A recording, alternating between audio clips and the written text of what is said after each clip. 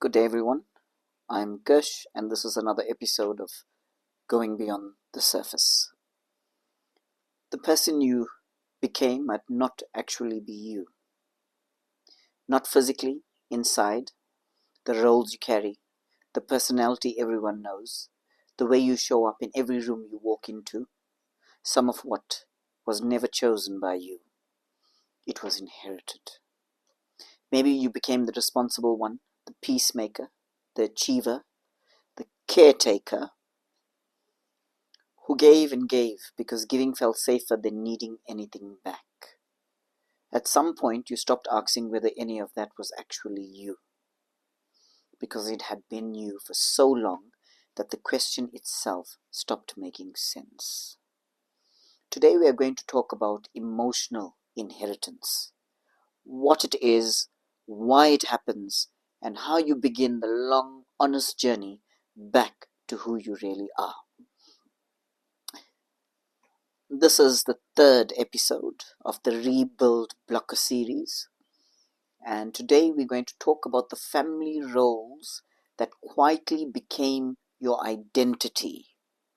And like I've mentioned before, I prepare and write a script for these videos.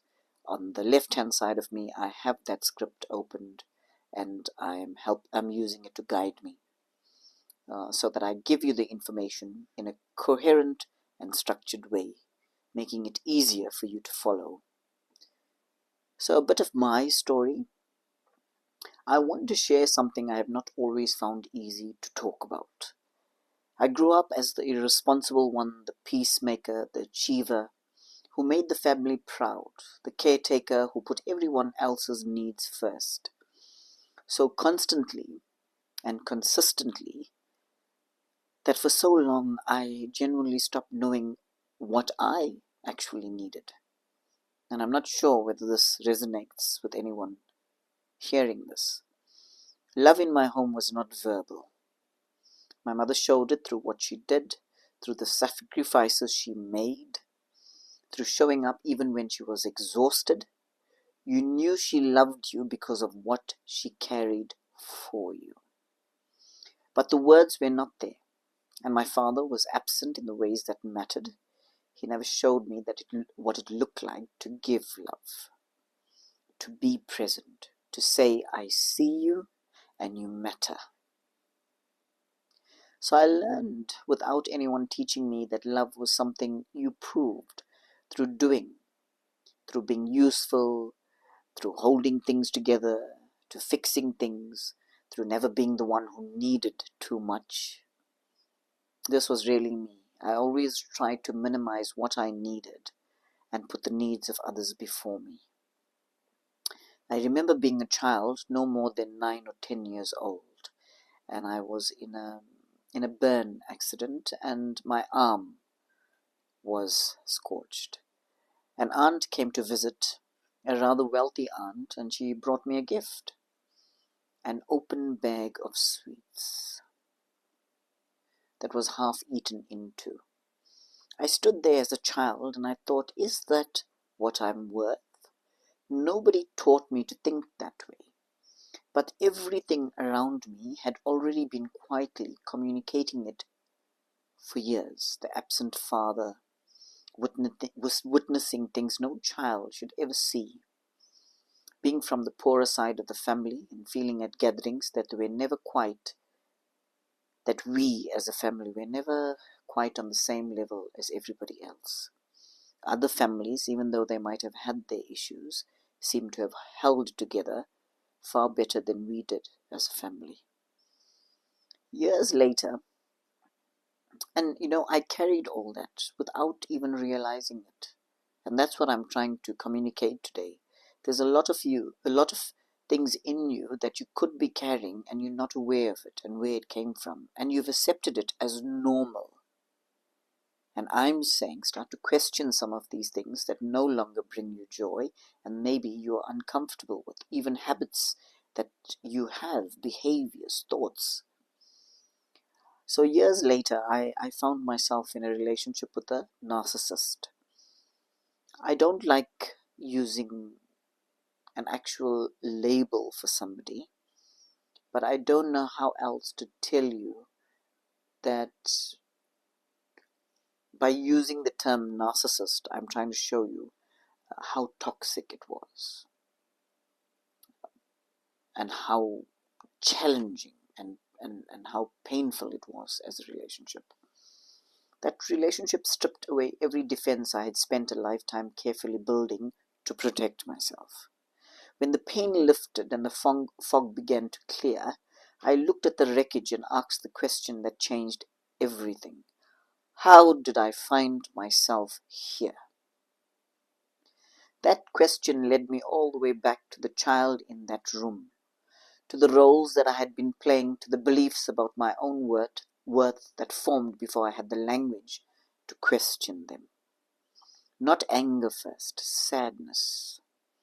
When I finally understood that I had been conditioned into someone I never chose to be, I felt a deep, profound sadness. I felt so sad for me, the person.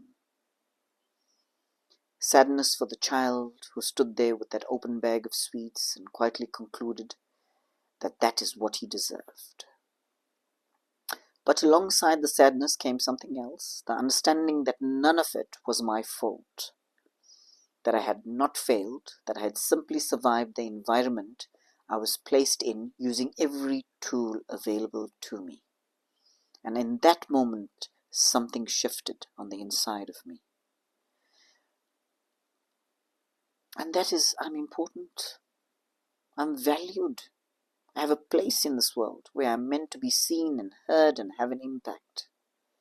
That was the moment the journey back to myself began. It was gradual, it took years, and I do not think it is ever truly finished. But now there is awareness. Now I know what I'm letting in. Now I know what I will and will not accept.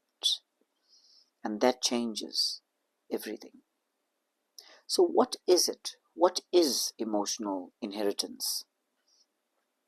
If intergenerational trauma is the wound that travels through generations, as we have addressed in episode 2, emotional inheritance is how that wound shows up in your daily life, in your personality, in your relationships, in the roles you play, in the beliefs you hold about your own worth. It is the unspoken rules of the family you grew up in. Nobody wrote them down. Nobody announced them at the dinner table. But everyone in the house knew them. We do not talk about feelings here. We do not ask for too much. We do not show weakness. We handle things alone. Love is earned, not freely given. Your needs come last. These rules do not arrive as instructions. They arrived as atmosphere, as the emotional climate of the home, as patterns you observed in the people who raised you and absorbed it so completely that they stopped feeling like learned behavior and started feeling like your personality. Psychologists call this emotional blueprinting, the process by which a child maps the emotional world of their caregivers and uses that map to navigate every relationship they encounter for the rest of their lives. So imagine you inherit all of these things that are unspoken. You might not even be aware of it, and yet you carry it in your daily life and into all other relationships that you encounter. The problem is not the map exists. The problem is that most people do not know they are using one. They think they are responding to the present. They are actually responding to the past. When you respond from all of this emotional inheritance, it's things that you have inherited from the past. You are reacting from the past and not from who you are in this present moment. Here is the uncomfortable truth most people never reach. The roles you learnt in childhood do not disappear when you become an adult. They follow you into the relationships, your work, your identity. They shape decisions you believe you are making freely. And they keep running until someone forces you to look at them honestly. Proverbs 4:23 tells us the following. It says, guard your heart, for everything you do flows from it. The heart is shaped in childhood by absences, by silence, by witnessing things that you should never have seen or heard. That heart becomes the source from which everything else flows. Every relationship, every decision, every belief about what you deserve, until you look at it and realize what's happening to you. And this is exactly what I'm trying to bring to you through these episodes. That's why it's called the Rebuild series, so that you find your way back to who you truly are, your authentic self, the person you were created to be before the world influenced you and influenced your thinking and your approach to life. So why does this happen? Why does emotional inheritance happen so silently and so completely? Because children are not observers of their environment. They are observers. They are absorbers of it. So they are not observers. They are absorbers of that environment. A child does not watch a parent and decide to adopt a behavior. A child experiences the emotional climate of the home as reality itself, as the way things are, as the truth about how the world works and what their place in it is. When a child grows up in a home where love is demonstrated through sacrifice but never spoken, they do not conclude that their parent has an unexpressed emotional style. They conclude that love looks like sacrifice. And they spend their adult life either giving sacrificially to everyone around them or waiting for someone to show love through what they do rather than what they say. Often both. When a child grows up witnessing pain and instability, their nervous system collaborates to that level of tension as normal. You'll find that many children who are now adults and who were brought up in environments that were volatile, when they're adults, they become hyper vigilant of their environments. And they accept it as normal. The tension in the air, all of these things, the nervous system just thinks that these things are actually normal because you've lived with it for so long. And in adulthood, they may find themselves drawn to environments and relationships that recreate that familiar level of intensity. Not because they want to suffer, but because the nervous system recognizes it as home.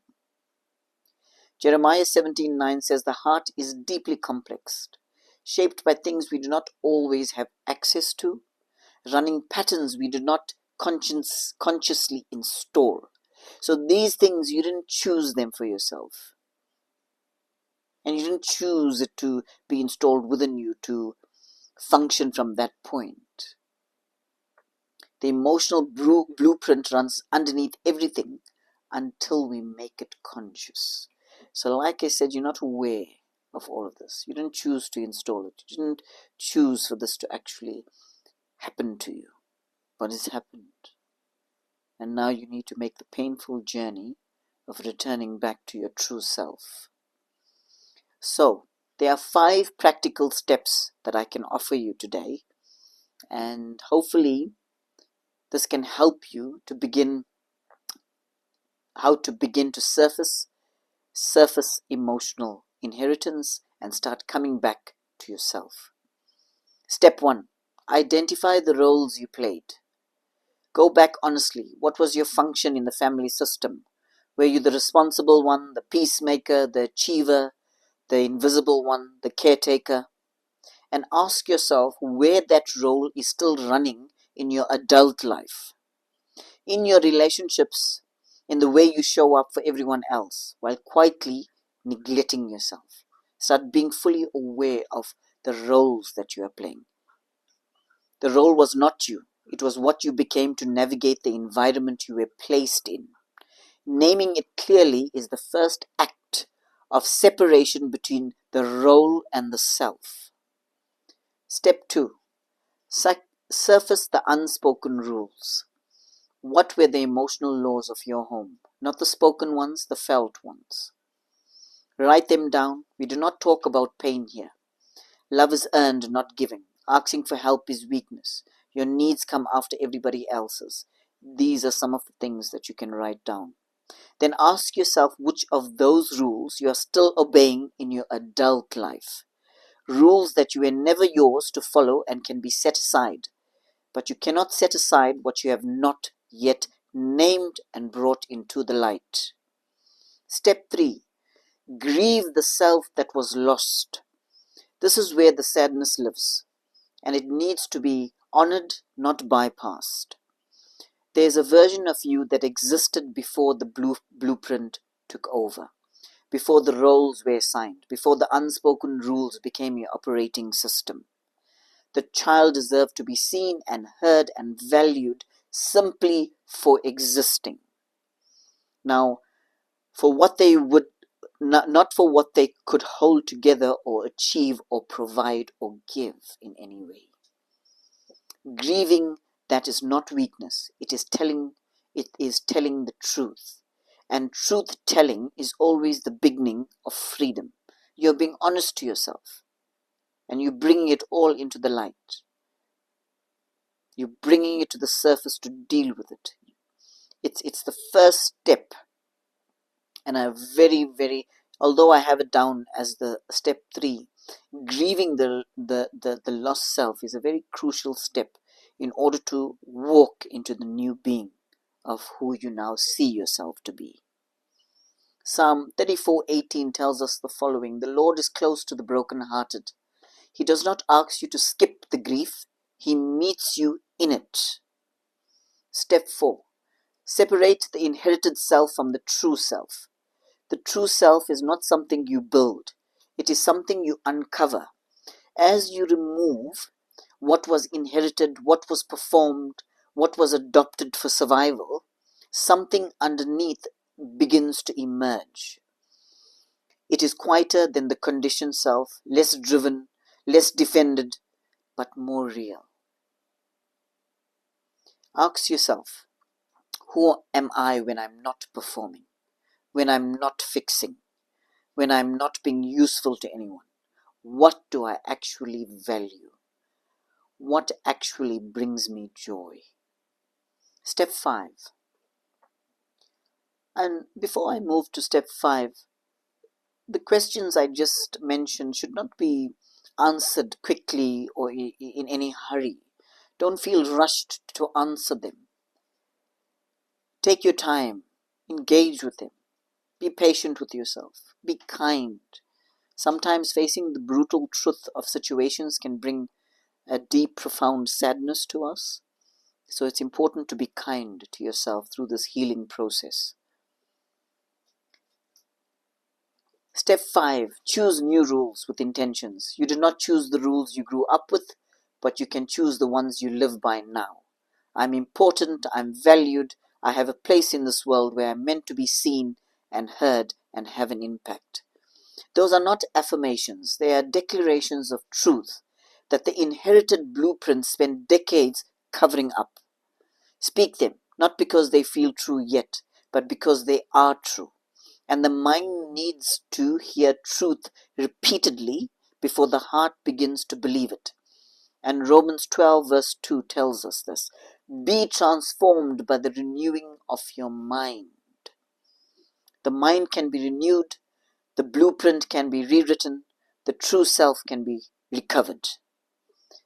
In closing, before I go, I want to say something to the person watching this who recognizes themselves in everything that I described above. This is painful work, and I can't say that enough. Not just understanding it, but admitting it. Admitting that who you have been for so long was not entirely who you chose to be. Admitting that the conditioning went that deep. Admitting that the child who stood in that moment, whatever your moment was, absorbed a belief about their worth that was never true and never deserved. That sadness is real. Let it be real. But let this also be real. It was not your fault. You survived with what you had. You became what the environment required. And now you are here doing the work of coming back to yourself. This is one of the most courageous things a human being can do, because it is very difficult and painful. And I have told you many times before in my videos that many people choose not to heal because it's painful and they don't want to step away from the familiar. So you are not too far away from finding your way back to yourself, but you need to take that step so that you can come out on the other side, finding your authentic self, living by your rules and not the rules that was dictated to you because of the environment you were born into. You are not broken, or you are not too broken to discover who you truly are. Jeremiah 1:5 tells us, "Before I formed you in the womb, I knew you." He knew you before the blueprint was installed. He knows who you are before all of this, and that person, the real one, has always been worth far more than an open bag of sweets. If this resonated with you, please subscribe and send it to somebody who might need it. In the description, there are free resources, such as a free ebook that is based on this episode. The ebook has declarations to help you. It goes through some of the practical steps again to help you. So if you feel that you need something more, please feel free to download the free ebook that comes with this episode. It's in the description. I encourage you to take that step of starting. If you are one of those people who has decided to watch this video, it is my prayer that you would choose to heal and to take that step towards healing. Take that step towards finding who you truly are. Take that step of removing everything that has kept the authentic self from surfacing. I wish you well on the journey, and once again, be kind to yourself. Thank you for your time. Thank you for watching. I'll see you in the next episode. Take care for now.